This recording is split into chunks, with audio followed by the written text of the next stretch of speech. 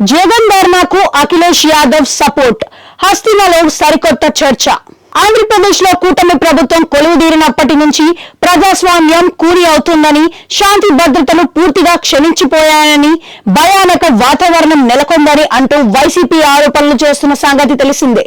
ఈ సమయంలో వీరికి నిరసనగా ఢిల్లీలో ధర్నా చేపట్టింది. ఈ ధర్నాకు సమాజ్వాదీ పార్టీ సంఘీభావం తెలిపింది.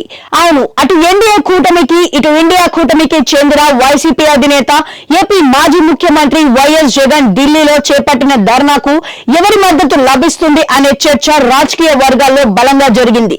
అయితే ఢిల్లీలో జగన్ చేపట్టిన ధర్నాకు సమాజ్వాదీ పార్టీ అధినేత, ఉత్తరప్రదేశ్ మాజీ ముఖ్యమంత్రి సంఘీభావం తెలిపారు. ఈ సందర్భంగా ఏపీలో అరాచకాలు జరిగాయంటూ వైసీపీ ఏర్పాటు చేసిన ఎగ్జిబిషన్ కు సంబంధించిన ఫోటోలు, వీడియోలను అఖిలేష్ యాదవ్ కు జగన్ చూపించి వివరించారని తెలుస్తోంది. ప్రధానంగా వినుకొండ ఘటన వీడియో చూసి అఖిలేష్ షాక్ అయినట్లు చెబుతున్నారు. అనంతరం అఖిలేష్ యాదవ్ మాట్లాడారు. ఇందులో భాగంగా ప్రజాస్వామ్యంలో బుల్డోజర్ సంస్కృతి మంచిది కాదని చెప్పిన అఖిలేష్, విపక్షాలే లక్ష్యంగా పాలక పక్షాలు దాడులకు పాల్పడడం సరైన చర్య కాదని అన్నారు. ప్రజాస్వామ్యంలో అధికార మార్పిడి సర్వసాధారణమైన విషయమని, ఈ రోజు చంద్రబాబు సీఎంగా ఉండొచ్చు, రేపు మళ్లీ జగన్ అధికారంలోకి రావచ్చని అఖిలేష్ చెప్పుకొచ్చారు. ఇక ఉత్తరప్రదేశ్ లో కూడా బుల్డోజర్ పాలనే సాగుతోందని ఆగ్రహం వ్యక్తం చేసిన అఖిలేష్ యాదవ్ తాను బుల్డోజర్ సంస్కృతికి పూర్తిగా వ్యతిరేకమని అన్నారు.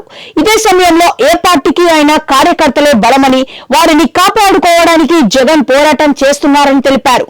కాగా ఇండియా కూటమిలో సమాజ్వాదీ పార్టీ కీలకంగా ఉన్న సంగతి తెలిసిందే.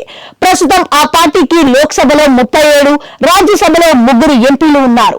అలాంటి అఖిలేష్ యాదవ్ కూటమి ప్రభుత్వానికి వ్యతిరేకంగా చేపట్టిన జగన్ ధర్నాకు మద్దతు ఇవ్వడం జాతీయ రాజకీయాల్లో ప్రాధాన్యత సంతరించుకుందని అంటున్నారు.